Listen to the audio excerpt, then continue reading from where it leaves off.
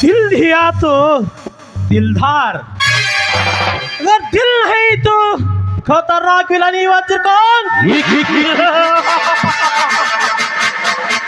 अर्थात पंजर भूमिಯಲ್ಲಿ ಪ್ರೇಮ ಪಂಜರ.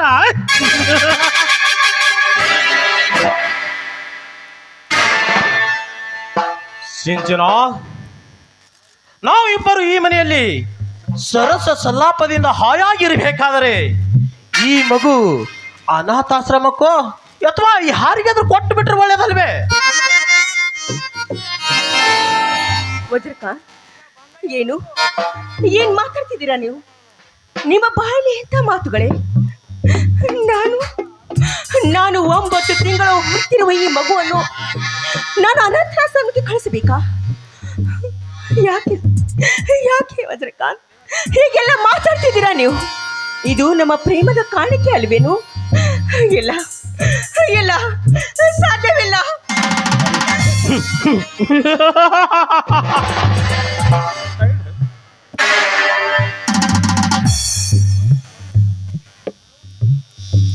ಏನು ಈ ವಜ್ರಕಾಂತನ ಇಲ್ಲದ ಪ್ರೀತಿ? ಇದು ನನ್ನ ರಕ್ತದಿಂದ ಹುಟ್ಟಿದ ಈ ಮಗುವಿಗೆ ಅಷ್ಟೊಂದು ಒಕ್ಕರೆ?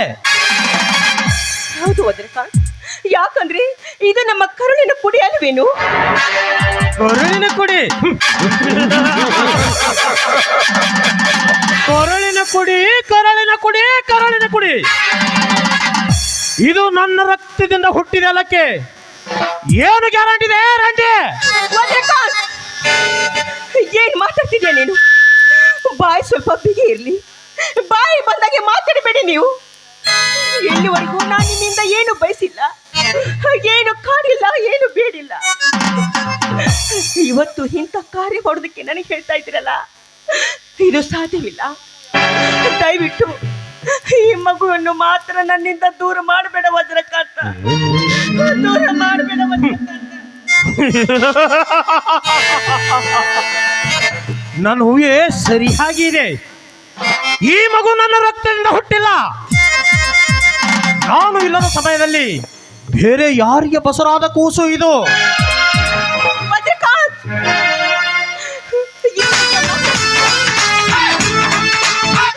ಆ ನಿನ್ನ ಕಠೋರವಾದ ಮಾತುಗಳನ್ನು ಅಲ್ಲಿಗೆ ನಿಲ್ಲಿಸಿಬಿಡಿ.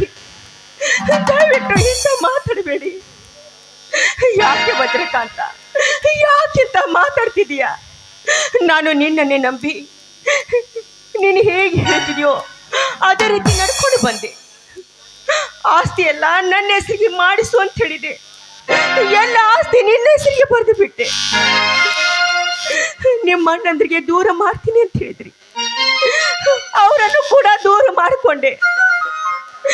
ನೀನು ಏನು ಹೇಳಿದ್ಯೋ ಎಲ್ಲವನ್ನು ನೀನು ಹೇಳಿದ ಹಾಗೆ ಕೇಳ್ಕೊಂಡೇ ಬಂದೆ. ಯಾಕೆ ಗೊತ್ತಾ? ನಿನ್ನ ಮೇಲಿನ ಪ್ರೀತಿಗಾಗಿ. ನೀನೇ ನನ್ನ ಸರ್ವಸ್ವ, ನೀನೇ ನನ್ನ ಹಾಲಿನ ದೇವರು. ನೀನು ನಂಬಿದ್ದಕ್ಕೆ ಯಾವತ್ತೂ ನನಗೆ ಅನ್ಯಾಯ ಮಾಡುವುದಿಲ್ಲ ಅಂತ ಒಂದೇ ಒಂದು ಕಾರಣಕ್ಕಾಗಿ ನೀನು ಹೇಳಿದಾಗೆ ಎಲ್ಲವನ್ನು ಕೇಳ್ತಾ ಬಂದೆ. ಆದ್ರೆ ಇವತ್ತು ನೀನೇನು ಮಾಡ್ತಿದ್ಯಾ ಗೊತ್ತಾ? ನನ್ನ ಪ್ರೇಮದ ಕಾಣಿಕೆಯಾಗಿರುವ ಈ ಮಗುವನ್ನು ಅನಾಥಾಶ್ರಮಕ್ಕೆ ಕೊಡ್ತೀನಿ ಅಂತ ಹೇಳ್ತಿದೆಯಲ್ಲ. ದಯವಿಟ್ಟು ಇಂಥ ಕೆಲಸ ಮಾಡಬೇಡಿ. ಇದು ನಮ್ಮ ಪ್ರೇಮದ ಕಾಣಿಕೆ. ಈ ಮಗುವಿನ ಮೇಲೆ ನಾನು ಆಣೆ ಮಾಡಿ ಹೇಳ್ತಿದ್ದೀನಿ, ನೀವೇನಾದ್ರೂ ಈ ಮಗುಗೆ ನನ್ನಿಂದ ದೂರ ಮಾಡಿದ್ರೆ ಖಂಡಿತವಾಗಿ ನಾನು ಸತ್ತು ಹೋಗ್ತೀನಿ. ಈ ಮಗುವಿನ ಆಣೆ ಮಾಡಿ ಹೇಳ್ತಾ ಇದ್ದೀನಿ. ಈ ಮಗು ಬದುಕಿದ್ರೆ ತಾನೇ ನನ್ನ ಪ್ರೇಮ ಸಾಕ್ಷಿ ಇರುವುದು.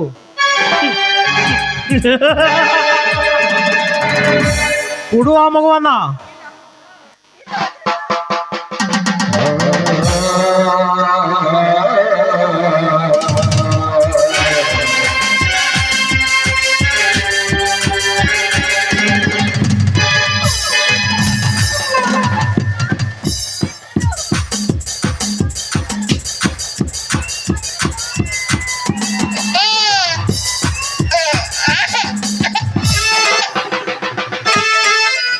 ನೋಡು ವಜ್ರಕಾಂತ್, ನಿನ್ನ ಕೈ ನಿನ್ನ ಕಾಲಿಗೆ ಬೀಳ್ತೀನಿ. ಇದು ಕರಳಿನ ಕುಡಿ.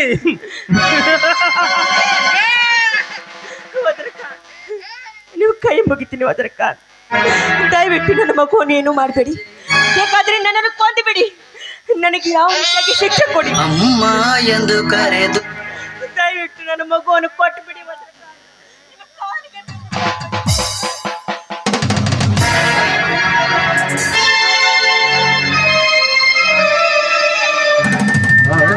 ಕಾಪಾಡಿ.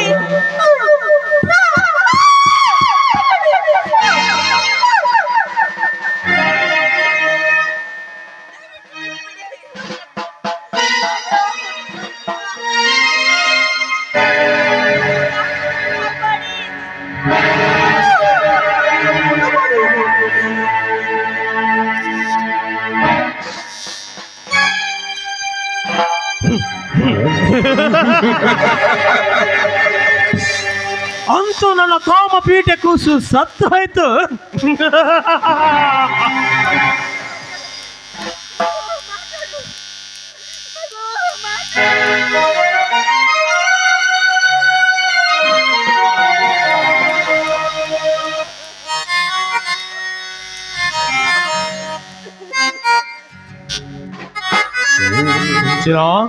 ಇನ್ನು ನಿನ್ನ ಕಾಮಪೀಠೆ ಕೂಸು ಸತ್ತು ಹೋಯ್ತು ಅಂದ ಮೇಲೆ ಯಾರು ನೀನು?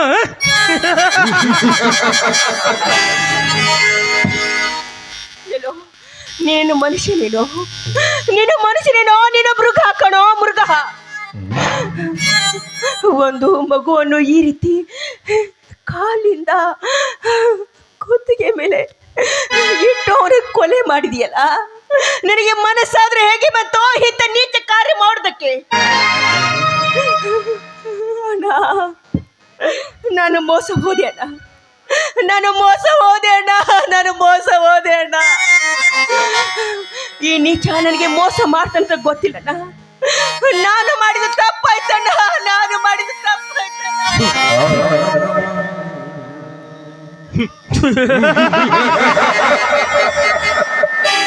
ಸಿಂಚನ, ನಿನ್ನ ತಪ್ಪಿನ ಅರಿವು ನಿನಗೆ ಬಹಳ ತಡವಾಗಿ ಅರ್ಥವಾಗಿದೆ. ನೋಡು ರಾಣಿ, ನಾನು ನಿನ್ನ ಮನಸಾರ ಪ್ರೀತಿಸಿನೆಂದು ತಿಳಿದುಕೊಂಡರೆ ಅದು ನಿನ್ನ ತಪ್ಪು ಕಲ್ಪನೆ. ಆದರೆ ನಿನ್ನ ಅಣ್ಣಂದಿರು ನನ್ನ ಪ್ರತಿಯೊಂದು ಕೆಲಸಕ್ಕೆ ಅಡ್ಡಿ ಆಗುತ್ತಿದ್ದರು. ಅವ್ರ ಅಡ್ಡ ಹೌಸವರು ಪಕ್ಕ ಬಡಿಬೇಕಾದ್ರೆ ನನಗೆ ಒಳ್ಳೆಯ ಒಂದು ಸೂಕ್ತವಾದ ಸೂತ್ರ ಬೇಕಾಗಿತ್ತು. ಆ ಸೂತ್ರವೇ ನೀನಾದೆ. ಹೇಗಿದೆ ವಜ್ರಕಾಂತರ ಕುತಂತ್ರದ ವಜ್ರ ಮನೆ?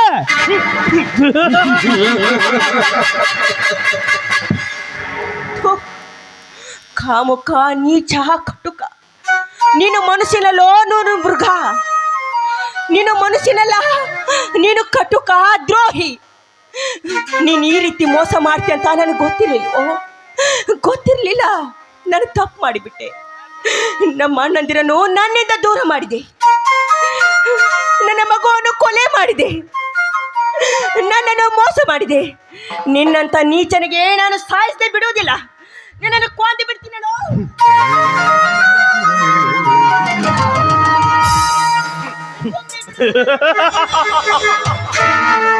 ಹೋಗು, ನೀನು ಹೋಗು.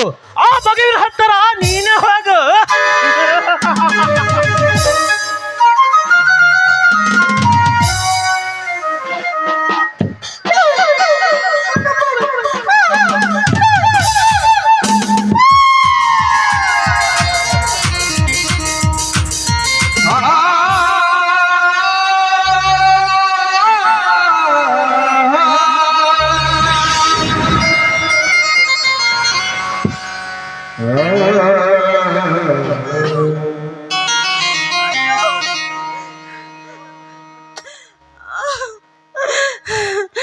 ಅಯ್ಯೋ ಪಾಪಿ,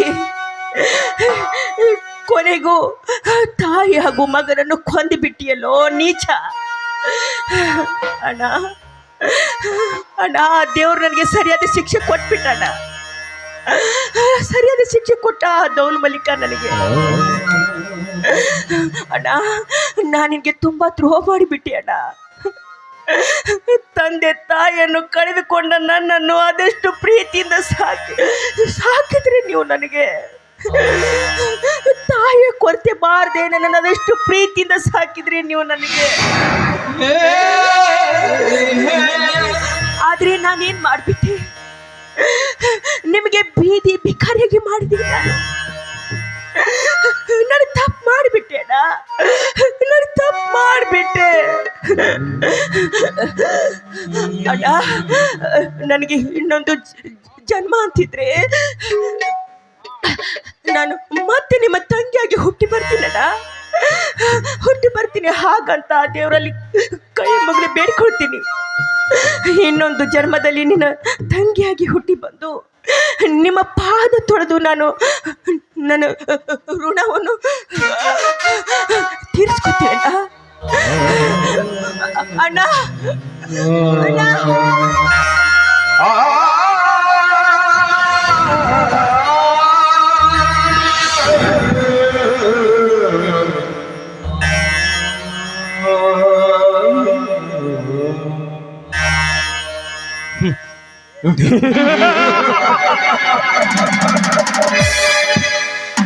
ಅಂತೂ ಈ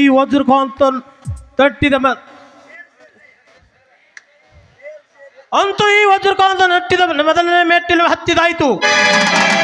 ಇನ್ನು ಮುಂದೆ ನೋಡು ಈ ರೌದ್ರಮಯದ ನಾಟಕದ ತಿರುಗು ಮುರುಗು ನಾಕಾಲೋಟ.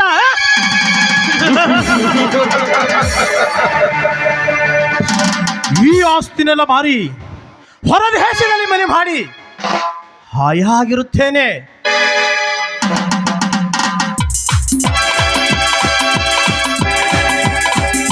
ಓಹೋ, ಹುಲಿಯ ಇತ್ತ ಕಡೆ ಬರುತ್ತಿದ್ದಾನೆ. ಬರ್ಲಿ ಬರ್ಲಿ, ಒಳ್ಳೆ ಸಮಯಕ್ಕೆ ಬಂದಿದ್ದಾನೆ. ಈ ನಾನು ಮಾಡಿದ ಕೊಲೆ ಅಪರಾಧವನ್ನು ಅವನ ಮೇಲೆ ಹೊರಿಸಿ ಅವನು ಜೈಲು ಶಿಕ್ಷೆ ಅನಿಸುವಂತೆ ಮಾಡಿ ಈ ನಾಟಕಕ್ಕೆ ನಾನೇ ಖಳನಾಯಕ ಆಗಿ ಮೆರೆದಿದ್ದರೆ ನನ್ನ ಹೆಸರು ವಜ್ರಕಾಂತನೇ ಅಲ್ಲ.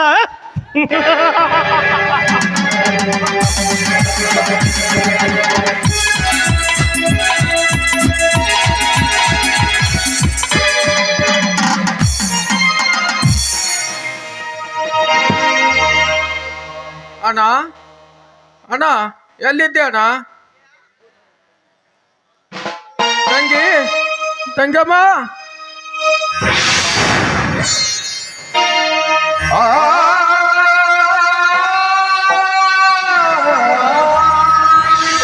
ಅಯ್ಯೋ ದೇವ ಮಾರುತೇಶ್ವರ, ಎಂತ ಪರಿಸ್ಥಿತಿಯು ತಂದೆಯೋ ತಂದೆ. ತಂಗಮ್ಮ, ನೀನು ಬರುವ ದಾರಿಯನ್ನು ಬೆಳಗಿನಿಂದ ಬಸ್ ಸ್ಟ್ಯಾಂಡಿನಲ್ಲಿ ಕಾದು ಕಾದು ಮನೆಗೆ ಬಂದರೆ ಇಂಥ ಕರಳ ದೃಶ್ಯವು ನೋಡುವಂತಾಯ್ತನಮ್ಮ, ನೋಡುವಂತಾಯ್ತು.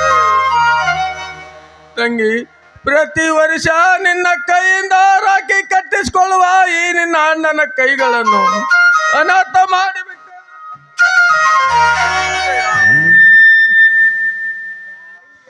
ತಂಗಿ, ಅಣ್ಣ ತಂಗಿಗೆ ರಕ್ಷಾ ಕವಚ ಅನ್ನುತ್ತಾರೆ. ಆದರೆ ಅಧೀನತ ದುಷ್ಟ ಅಣ್ಣನು ರಕ್ಷಣೆ ಕೊಡದಂತಾಯ್ತೆ ನಮ್ಮ, ರಕ್ಷಣೆ ಕೊಡದಂತಾಯ್ತೆ. ಅಯ್ಯೋ ದೌಲ್ ಮಲಿಕ, ಏಕೆ ಈ ನನ್ನ ತಂಗಿಯನ್ನು ಕಿತ್ತಿಕೊಂಡು ತಂದೆ?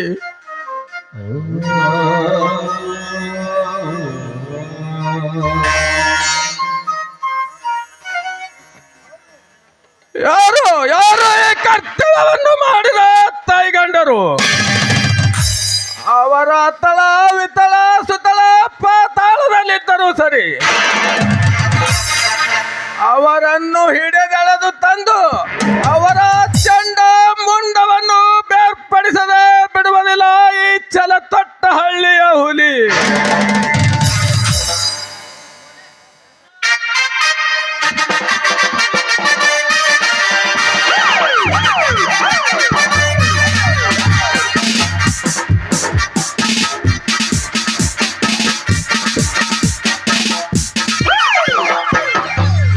ಕಾನ್ಸ್ಟೇಬಲ್, ಅರೆಸ್ಟ್ ಮಾಡು ಅವನನ್ನ. ನಾನ್ಯಾವ ತಪ್ಪು ಮಾಡಿನೆಂದು ಈ ಶಿಕ್ಷೆ ಸರ್? ಆಸ್ತಿಗೋಸ್ಕರ ನಿನ್ನ ಒಡ ಹುಟ್ಟಿಯ ತಂಗಿಯನ್ನು ನೀನೇ ಕೊಲೆ ಮಾಡಿದೆ ಎಂದು ನಮಗೆ ಇನ್ಫಾರ್ಮೇಶನ್ ಬಂದಿದೆ. ಸಾಹೇಬರೇ, ಈ ನನ್ನ ಮುದ್ದು ತಂಗಿ ನನ್ನ ಪ್ರಾಣ, ಈ ನನ್ನ ಪ್ರಾಣ ತಂಗಿಯನ್ನು ಕೊಲೆ ಮಾಡದೆ ಇಲ್ಲ ಸಾಹೇಬರೇ, ಇಲ್ಲ ಇಲ್ಲ ಇಲ್ಲ. ಇವೆಲ್ಲ ಪೊಲೀಸ್ ಸ್ಟೇಷನ್ ಅಲ್ಲಿ ಹೇಳುವಂತೆ. ನಡಿ ಮೊದಲು ಪೊಲೀಸ್ ಸ್ಟೇಷನ್ಗೆ.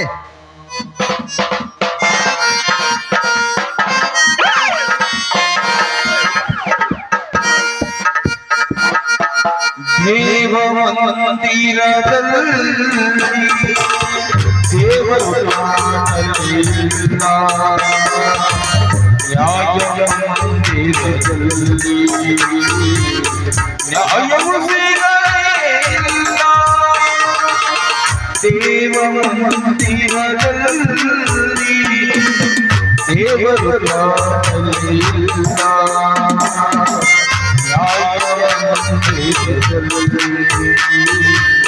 ನ್ಯಾಯವು ಸಿಗಲಿಲ್ಲ.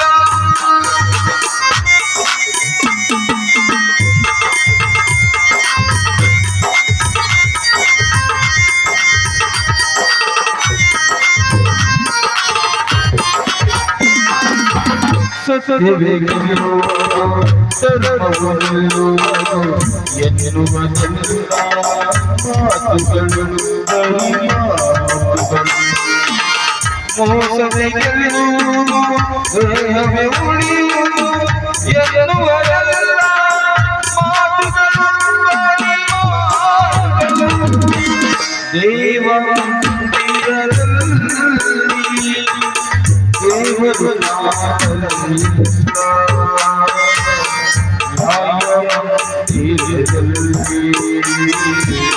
ನ್ಯಾಯವು ಸಿಗ